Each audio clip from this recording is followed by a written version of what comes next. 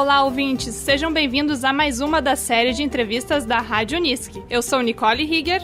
E eu sou Letícia Santos. Hoje você é nosso convidado para ouvir um bate-papo sobre mulheres escritoras. Em nossa companhia temos Rafael Guimarães, que vai debater com a gente esse tema. Rafael é doutor em literatura comparada pela Universidade Federal do Rio Grande do Sul. Atualmente é professor na Universidade de Santa Cruz do Sul, onde um dos temas principais de sua pesquisa é a crítica feminista e estudos de gênero. Então seja bem-vindo, professor, é muito bom te ter aqui hoje. Obrigado, Nicole, obrigado, Letícia. Eu que estou feliz com o convite e com a oportunidade de conversar sobre um tema que para mim é tão importante quanto esse, né, da autoria feminina e da crítica feminista. Então, professor, para começarmos, como um estudioso do assunto, o senhor vê alguma diferença entre a literatura escrita por mulheres e a de autoria masculina? Bom, Letícia, na verdade, esse é um tema bastante complexo e é um tema em torno do qual não existe um consenso nos estudos acadêmicos, né? A gente pode dizer que existe sim uma diferença, né? E a gente tem uma série de pensadores e teóricas e estudiosas a respeito do tema que acabam indicando que existe sim, né, uma diferença entre a autoria masculina e a autoria feminina. Isso é importante de ser sinalizado, mas principalmente ao se falar em uma diferença, em uma especificidade da escrita de autoria feminina ou da autoria feminina na literatura, é importante que a gente deixe bem claro que essa diferença ela não pode ser vista como uma questão essencial ou essencialista, né?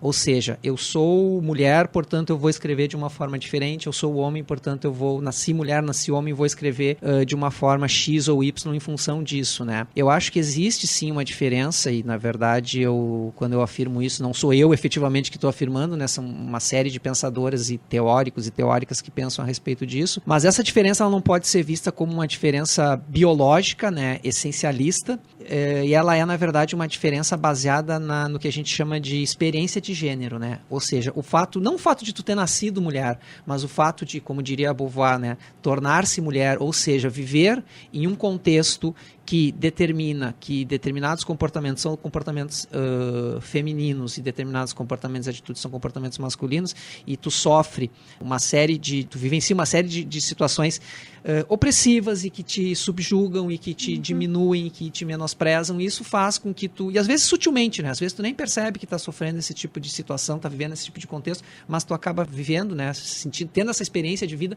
Isso é fatal, isso vai fazer com que tu veja o mundo de uma forma diferente e, por extensão, se tu tiver o dom da escrita, né, tu vai expressar a tua subjetividade, que é uma subjetividade marcada por questões de gênero, né? No caso feminino, via de regra, uma situação de opressão e de estar sobre o jugo do masculino, né? Então, só para concluir a minha resposta, né, eu acho que sim, existe uma diferença porque mulheres vivem em um mundo que é um mundo diferente do mundo dos homens, né? Ou mulheres têm uma experiência e uma visão de mundo que é uma visão distinta dos homens, né? Portanto, é quase natural que a escrita feminina de autoria feminina tenha essa diferença, né? Claro, são condições sociais diferentes, né? Que vão marcar a escrita. Eu acho que não tem como isso não acontecer. E se a gente pensar na história das mulheres na literatura, porque, por exemplo, a gente sabe que inicialmente a educação ela era dada somente aos homens. Então, como que ocorreu essa transformação dessa mulher que não podia estudar para uma mulher que agora pode escrever e publicar? Foi com muita luta, de repente? Foi, com certeza foi.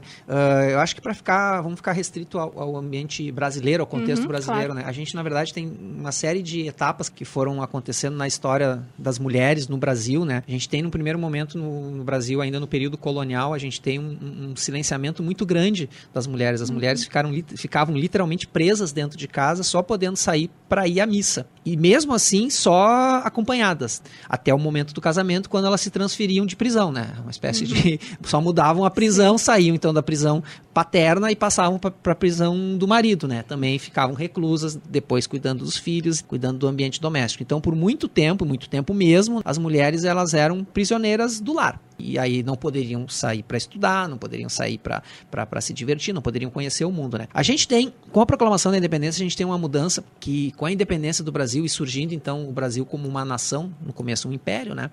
Mas já uma nação, as mulheres passam a ter, a partir dessa ótica de formação da nação, as mulheres passam a ter um papel importantíssimo, que é o de serem as mães, as esposas e as mães, mas principalmente as mães dos filhos da pátria, né? aqueles que vão ser os novos brasileiros, né? Eles precisam ser educados, vamos dizer assim, formalmente, intelectualmente e principalmente a partir de questões emocionais de sensibilidade. Então, cabe à mulher o papel de criar, de educar os filhos da nação, aqueles que serão os brasileiros que vão formar a nação. Então, nesse momento, a mulher acaba adquirindo uma relevância que é meio estranha, mas acaba assumindo um certo protagonismo, vamos dizer, que é esse. Então, as mulheres precisam receber educação para transmitir essa educação para os filhos, né? Então, a partir desse momento, a gente começa a ter um acesso das mulheres à educação, mas é uma educação bem específica e bem restrita, né? Então as mulheres aprendem o mínimo de linguagem e tal, mas principalmente aprendem a abordar, aprendem a desenvolver tarefas do lar, aprendem alguma coisa de língua estrangeira e aprendem principalmente questões relacionadas ao entretenimento e à cultura. Então vão aprender a tocar piano, vão aprender a se portar bem nos salões, vão aprender a receber bem as pessoas dentro de casa. Então elas recebem uma educação bem específica e com um fim bem específico. Uma né? educação para a sociedade, para saber se portar para a sociedade e para repassar essa educação para os filhos masculinos. Exatamente. A partir disso, a gente começa, então, a ter um acesso das mulheres à educação. Claro, uma educação, vamos dizer assim, de certa forma, um acesso controlado, né, pela sociedade patriarcal, mas a subversão, ela começa a tomar forma e as mulheres começam a não, vamos dizer assim, respeitar de uma maneira tão categórica essa determinação. Então as mulheres passam a ter acesso à educação, aquela educação que era a educação prevista para elas, mas também começam a ter acesso a outros conteúdos e a outro tipo de educação. Então a gente começa a ter o surgimento das primeiras pensadoras brasileiras. Aí eu vou citar só uma, assim, a gente vai ter no século XIX uma figura que é bastante importante, que é a Anísia Floresta. Ela é uma mulher que vai trabalhar com a questão e reivindicar a questão do direito das mulheres, acesso à educação. Ela vai ser uma das primeiras figuras que vai defender isso e que vai levantar essa bandeira e lutar por essa questão, por essa causa. Ela vai fazer uma coisa bastante importante, que ela vai traduzir o texto da Mary Wollstonecraft, que é os direitos das mulheres, e ela vai fazer uma tradução, uma adaptação, na verdade, desse texto para o Brasil. Depois tem toda uma discussão se ela teria feito plágio, porque ela muda o título, né? Não assume que é uma tradução literal, mas acaba sendo uma versão. Tem toda uma discussão longa em torno disso. A gente, a partir de então, começa a ter uma série de eventos, de movimentos, de figuras que vão fazer prolongar e aprofundar esse acesso e essa presença da mulher no ambiente cultural. A gente vai ter os jornais de mulheres, que vão ser um canal importante para essas mulheres se reunirem para refletir e ampliar essa discussão, divulgar essas questões. E a partir do periodismo feminino, que a gente chama, né, que é esse momento desses jornais que tem editoras, mulheres, à frente deles, a gente vai ter, então, um passo para começar a ter as mulheres escritoras, as poetas e as narradoras, né? E aí a gente já está entrando no século XIX,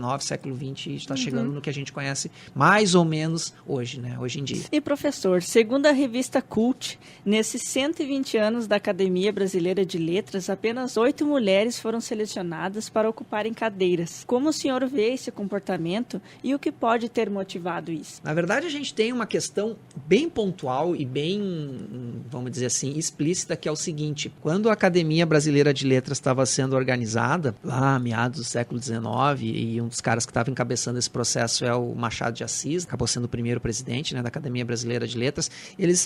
A Academia Brasileira de Letras seguia o paradigma, tinha como norte, como referência, a Academia Francesa de Letras. E eles tomaram uma expressão de forma literal que era homens de letras. Era uma academia de homens de letras. Então, efetivamente, por muito tempo, a Academia Brasileira de Letras foi uma academia de homens de letras. Só que acontece uma coisa que agora, com essa homenagem aí, em relação, uma homenagem para Júlia Lopes de Almeida, né? Isso recupera uma história que não é muita gente que conhece dos bastidores, vamos dizer assim, da Constituição e da formação da Academia Brasileira de Letras. As reuniões que foram feitas, e não foi uma nem duas, foram algumas, né, para decidir, para montar, para organizar a Academia Brasileira de Letras, muitas delas aconteceram na casa da Júlia Lopes de Almeida. A Júlia Lopes de Almeida é uma escritora contemporânea do Machado de Assis, que tem uma obra bastante vasta, bastante extensa, né, que é pouco conhecida, pouco discutida. No colégio a gente não ouve falar da Júlia.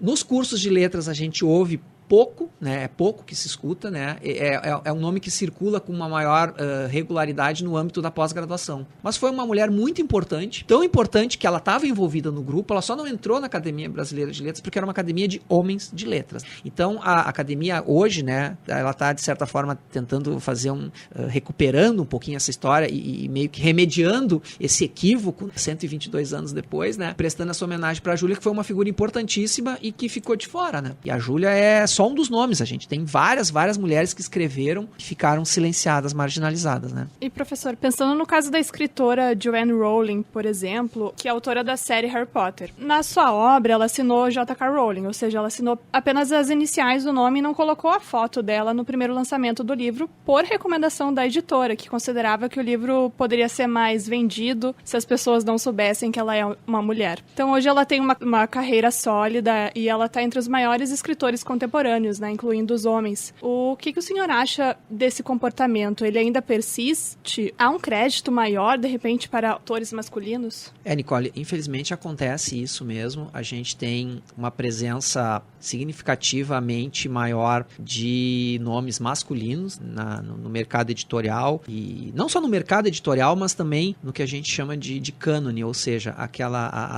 a lista das obras que devem ser lidas, os clássicos, as obras mais importantes, aquelas obras que a gente tem que ler, que são de fundamental importância para a nossa formação como seres humanos e tal. A gente vai pegar essa lista de obras e a gente vai ver muito mais homens do que mulheres, não só no mercado editorial, mas como na literatura de uma maneira geral. Então, infelizmente, existe vamos dizer assim, esse crédito maior para a autoria masculina e uma espécie de subvalorização ou desvalorização da literatura feita por mulheres. Isso é histórico e, na verdade, isso é a materialização no âmbito da literatura de um pensamento que é muito maior, né? Ele não está restrito ao mercado editorial, ele é muito maior, ele é o imaginário da sociedade ocidental, da sociedade marcada por essa ideia do patriarcalismo, ou seja, de que o homem é o centro, o masculino é o centro e o restante é a periferia, são as margens, são indivíduos menores. Então a gente tem essa realidade, infelizmente essa realidade ela ainda é muito visível e a gente observa isso com uma facilidade muito grande. Por exemplo, tu citou o caso da autora do Harry Potter, que, digamos assim, escondeu a sua identidade de gênero na abreviação, na abreviatura dos primeiros nomes e usou só o sobrenome, né? A gente tem outros casos, talvez, mais significativos, que foram as mulheres que publicaram, principalmente no século XIX, publicaram com pseudônimos. Então, mulheres que assinavam como homens para poderem publicar. Porque o mercado, o editor e os leitores não aceitariam, não cogitariam ler um livro escrito pela Maria da Silva, né? Então, ela assumiu o nome do João da Silva, porque João, sim, é nome de escritor. Maria não deve vir um bom livro de uma pessoa chamada Maria, né? Agora, uma pessoa chamada João, com certeza deve ser uma obra de qualidade, né? Então, esse imaginário, e a gente está rindo, a gente tá dando um sorrisinho enquanto está falando isso, mas isso, na verdade, é aquela coisa, rir para não chorar, né? Porque é uma coisa que acontece, não é piada, não é exagero, acontece, né? Acontece hoje em dia. Ainda. Então, com isso que tu está afirmando para nós, a gente pode dizer que nessa relação editorial de venda e compras de livros, que realmente ainda existe um certo preconceito com a mulher? Existe. Existe um preconceito, que é um preconceito, vou insistir, é um preconceito histórico, né? E ele, na verdade, digamos assim, entre aspas, não é culpa do mercado editorial. Isso acontece no mercado editorial. O que acontece no mercado editorial é uma espécie de espelhamento, de reprodução, de ampliação do que acontece no mundo, né? Então, existe um imaginário que coloca certos temas e certas atitudes como sendo masculinos e certos temas e certos comportamentos como sendo femininos. Então, assim, se tu tem uma literatura que é o que a gente chama mais assim de água com açúcar, aquela literatura mais sentimental, parece aceitável e adequado que esse tipo de literatura tenha uma autoria feminina, porque nada mais, vamos dizer assim, adequado ao perfil do feminino do que escrever histórias de amor, histórias água com açúcar e tal. Agora, se tu vai ter uma obra que traga, por exemplo, uma história de aventura, parece estranho essa obra ter a assinatura ou ter a autoria de uma mulher, né? Porque mulheres não escrevem histórias épicas, histórias de aventura, né? Dentro desse imaginário, né? Eu vou só mencionar o caso de uma escritora que é pouquíssimo, quase não se menciona, que é a Emília Freitas. A Emília Freitas escreveu no finalzinho do século XIX, na segunda metade do século XIX, uma obra chamada A Rainha do Ignoto. Poucas pessoas ouviram falar dessa obra e dessa escritora. O que é A Rainha do Ignoto? A Rainha do Ignoto é um livro quase, a gente pode considerar um livro de ficção científica. Ela imaginou uma ilha, né, que é a Ilha do Nevoeiro, na qual essa mulher, a Rainha do Ignoto, ela é um mundo paralelo, né? Tem uma espécie de portal para se atravessar e tal. Ele é habitado só por mulheres. No romance tem um homem que vai para lá, mas é justamente para a história poder acontecer que esse homem tá lá. E a Rainha do Ignoto, ela vem para o nosso mundo para resgatar mulheres que vivem uma condição de opressão, que vivem uma condição de violência e tal. E ela pega e resgata essas mulheres e leva para viver nessa comunidade uma espécie de utopia, uma sociedade utópica constituída só por mulheres. É um romance utópico, é um romance quase de ficção científica e tal. Ficção científica é o tipo de literatura que a gente não relaciona com autoria feminina. E a gente tem um livro no século XIX, escrito por uma mulher e que trata ou apresenta um tema que a gente relaciona normalmente com autoria masculina, né? Então a gente só para citar o exemplo da Emília Freitas, que é só um exemplo dentre tantos outros de mulheres que escreveram e ousaram tratar de temas que eram, vamos dizer assim, patrimônio, entre aspas, do masculino. Essas mulheres não ganharam, não têm visibilidade, elas estão à sombra, né, da literatura, né? Parece ser uma história bem interessante. Né? É, uma história bem interessante. Da Emília. Mas ainda pensando nessa relação com o mercado editorial, professor, de acordo com a pesquisa Retratos da Leitura do Instituto Pro Livro, 59% dos leitores brasileiros são mulheres, o que parece ser um contraponto bem grande à quantidade de autores sendo publicados atualmente. Será que isso pode fazer com que as editoras deem mais espaço para obras escritas por mulheres? Pois é. É difícil de responder isso, eu não sei muito bem como responder isso, porque o mercado editorial lida com valores, né? Então ele lida com vendas, né? Se por uma questão qualquer a gente comece a ter uma procura ou um interesse maior por livros de autoria feminina, a gente obviamente vai ter isso, mas não é uma coisa, vamos dizer assim, que o mercado tem gerência sobre isso, porque, como eu falei um pouco atrás, esse tipo de decisão não está nas mãos do mercado editorial, é uma coisa mais ampla, né, do nosso imaginário, que determina certas questões, né, certos pensamentos, certas formas de ver determinadas coisas, e o mercado editorial, na verdade, só responde, só vai na onda do que a sociedade, de uma maneira geral, pensa a respeito disso. O que eu acho bastante interessante, como um movimento que está acontecendo mais recentemente e pode significar a formação de uma geração de leitoras, né? Que aí sim vai, talvez, dê essa demanda de uma busca por mais obras de autoria feminina, que é isso, a gente começa a ter, tu citou aí, vocês citaram o caso do Harry Potter, né? Que é um livro, de certa forma, de aventura, um livro, né, que tem uma ação, né, marcada na narrativa, a narrativa é marcada pela ação e é de autoria feminina. E a gente tem uma geração, que na verdade é a geração de vocês, que se formaram como leitores principalmente a partir da leitura do Harry Potter, né?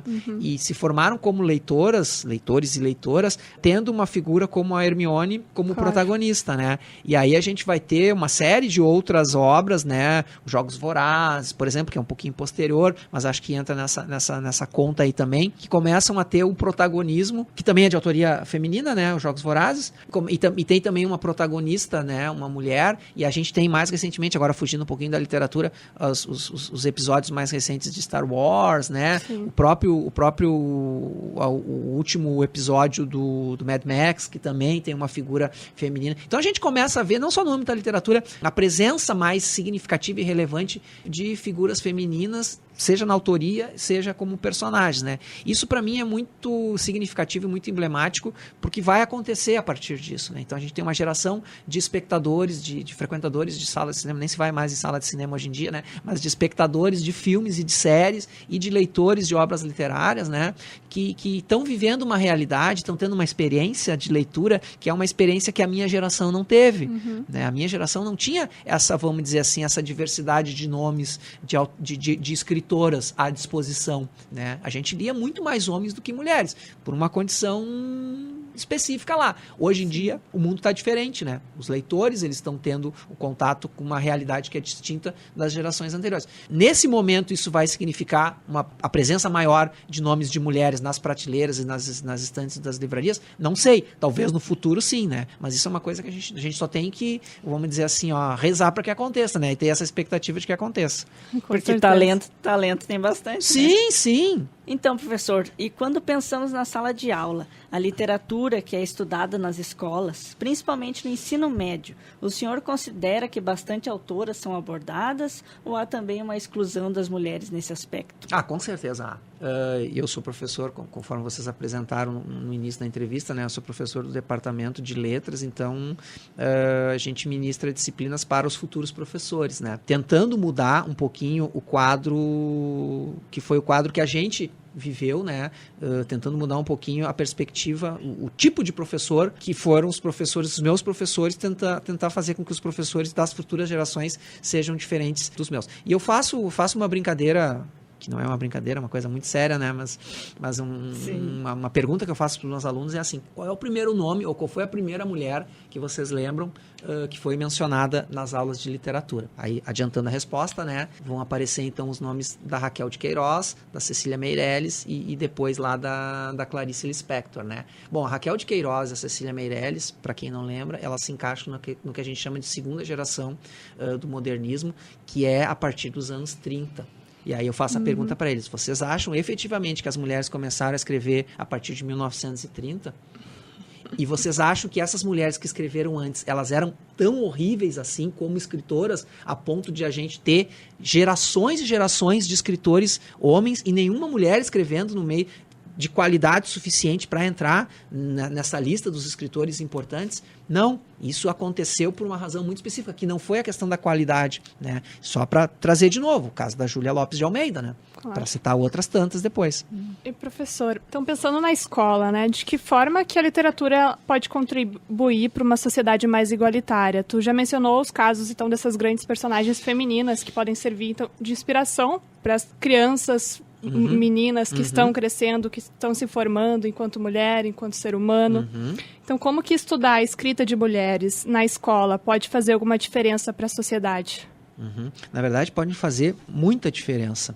E a gente pode pensar assim, ó, eu gosto de pensar, por que a gente tem literatura e por que a gente lê literatura e por que a gente forma professores com essa habilidade ou com essa capacitação de lidar com as obras literárias, dar com a leitura de obras literárias e a interpretação uma leitura mais profunda, né? Porque a literatura, na verdade, não é que ela desempenhe uma função, mas ela acaba tendo um efeito que, na verdade, é um efeito múltiplo, né? Por exemplo, a gente pode pensar a literatura como expressão da subjetividade, né? Então, as pessoas escrevem poesia ou escrevem romances e contos porque elas têm alguma coisa para dizer, né? Tem alguma coisa para expressar do seu íntimo, das suas emoções, das suas ideias, e elas expressam, então, essas questões numa obra literária, ou em verso, ou em prosa. Bom, literatura como expressão da subjetividade. As pessoas são diferentes. Sujeitos masculinos são diferentes de sujeitos femininos, né? E quando a gente tem uma literatura que é a expressão da subjetividade de um tipo de sujeito só, que é o sujeito masculino, a gente tem, digamos assim, meia literatura, né? Porque está faltando a expressão do outro tipo de sujeito, que é o sujeito feminino. Vamos lá. A gente também gosta muito de dizer que a literatura é a oportunidade de conhecer outras realidades, de conhecer outros mundos, de conhecer o outro, né? A literatura é o que nos transporta para o lugar do outro. Bom, a gente pode fazer esse transporte em termos geográficos, então eu vou conhecer o Japão, vou conhecer a África, vou conhecer a Groenlândia, quando eu for ler autores desses lugares, né? Mas o outro também pode ser o outro do gênero, né? Então, se eu sou homem, a literatura vai me levar ou vai propiciar o contato com o meu outro em termos de gênero. E como é que eu vou conhecer o meu outro, que no caso é a mulher, lendo um homem? É mais fácil eu ter o contato com o outro, vamos dizer assim, indo direto à fonte, né? Claro. Para fazer uma brincadeira. Sim. Então eu vou ter o contato com o outro lendo a obra efetivamente produzido pelo outro, né? Outra coisa que a gente gosta muito de pensar a respeito da literatura é a relação que se faz, muita gente faz, com a literatura e a identidade nacional, né? Então, a literatura escrita naquela língua, no nosso caso a língua portuguesa, né? E que vai tratar de temas da nossa realidade, do nosso cotidiano, de uma maneira mais crítica, de uma maneira mais sutil, mas a literatura brasileira fala muito do Brasil, mesmo que de uma maneira mais sutil, né? Ela fala muito dessa nossa identidade coletiva brasileira. Não tem só homem no Brasil. O Brasil não é um país formado só de homens brancos, né? E aqui eu já vou estender essa questão da autoria feminina, que a gente pode também relacionar, claro, com as devidas ressalvas e peculiaridades, a questão do negro. Então assim, mas vamos ficar só na questão de gênero. O Brasil não é formado só por homens. Então essa identidade brasileira, essa identidade nacional que permeia a literatura, do jeito como ela está, se bem que está mudando um pouquinho, mas do jeito como estava até um tempo atrás, é um Brasil de homens. É um Brasil de homens. Então, que é meio Brasil. É meio Brasil. Existe o outro Brasil, que é o Brasil das mulheres, que é um Brasil completamente diferente. E aí eu não vou entrar na questão étnica, posso entrar na questão étnica do negro, a questão social do pobre, né? E outras tantas, vamos dizer assim, e outros tantos sujeitos colocados à margem, né? Ou marginalizados, ou colocados numa situação de subalternidade. Então, assim, a contribuição da leitura de obras de autoria feminina, ela é de extrema importância, porque se a gente for pensar nessas três questões, né, expressão da subjetividade, contato com o outro e formação de uma identidade coletiva, quando a gente pensa numa literatura predominantemente de autoria masculina, ela tá capenga em todos esses três quesitos. É meia literatura, né? Então, e a gente em sala de aula, ministrando aulas para futuros professores, eu pelo menos faço isso, insisto bastante nisso. A gente tem um grupo de obras literárias que são apresentadas como as obras que devem ser lidas importantes, só que elas dão uma visão de mundo parcial, capenga, e silencia um sujeito, uma individualidade importante, que é a figura feminina, né? Rafael, e para finalizar, para o ouvinte que ficou curioso e quer saber mais sobre a literatura feita por mulheres, na sua opinião, quais autoras o senhor sugere? Lista é sempre um problema, né? Fazer lista é sempre um problema, mas eu tentei pensar assim, meia dúzia de nomes assim, para não me estender muito, né? Bom, eu mencionei já algumas, né? A Emília Freitas, eu mencionei a Júlia Lopes de Almeida, que a gente pode colocar na gavetinha das ilustres desconhecidas, né? Então fica como uma dica para quem já tem alguma familiaridade com obras de autoria feminina que talvez não conheça. Outra figura muito importante é a Maria Firmina dos Reis, que ela vai ter uma obra que vai discutir a questão da escravidão. Ela mulata, ela filha de escravos, e vai discutir a questão da escravidão com uma propriedade muito maior e com uma obra extremamente interessante, cotejar, por exemplo, com as obras tipo A Escrava Isaura, né, de Bernardo Guimarães. Para citar essas desconhecidas, eu mencionaria esses nomes. Para quem gosta de poesia, tem algumas figuras que são bem importantes. Uma delas é a Gilca Machado, que tem uma poesia extremamente interessante, que mescla erotismo com maternidade. Ela tem uma poesia muito linda, e ela é um dos nomes na literatura e na poesia, mais especificamente brasileira, que começa a discutir essa condição feminina a partir dos seus versos, né? Ainda em língua portuguesa, mas agora falando de uma portuguesa, uma escritora que eu gosto bastante de poesia, que é a Flor Bela Espanca, né? Os versos da Flor Bela Espanca são de um lirismo, assim, de uma beleza que é fora do comum, né? A poesia da Flor Bela é um negócio impressionante, assim, eu acho sensacional a poesia da Flor Bela Espanca. E para citar as mais conhecidas, né? Aí, para quem aí não tem um conhecimento, uma familiaridade, vamos vamos naquelas que não tem erro, né? Vamos começar pela Clarice Lispector, para começar, para se apaixonar pela autoria feminina de vez, assim, não largar nunca mais. Então, lê Clarice, e a gente tem várias, né? Elida Pignon, Adélia Prado, as nossas gaúchas aqui. Marta Medeiros. A gente tem várias. Tá certo, A lista é grande, eu peguei só algumas, né? Boas dicas aí, então. A lista é bem extensa. É. Então é isso, professor. A gente agradece a tua presença, a presença do professor Rafael, doutor em literatura, que participou aqui da nossa conversa sobre mulheres escritoras. Muito obrigado pela participação. Eu que agradeço, gurias. Foi um prazer. Então encerramos aqui mais uma edição da série de entrevistas da Rádio Unisc, com produção e apresentação de Nicole Higger e Letícia Santos. Na equipe técnica, Gabriel Stendorf. Muito obrigado pela sua audiência e até a próxima!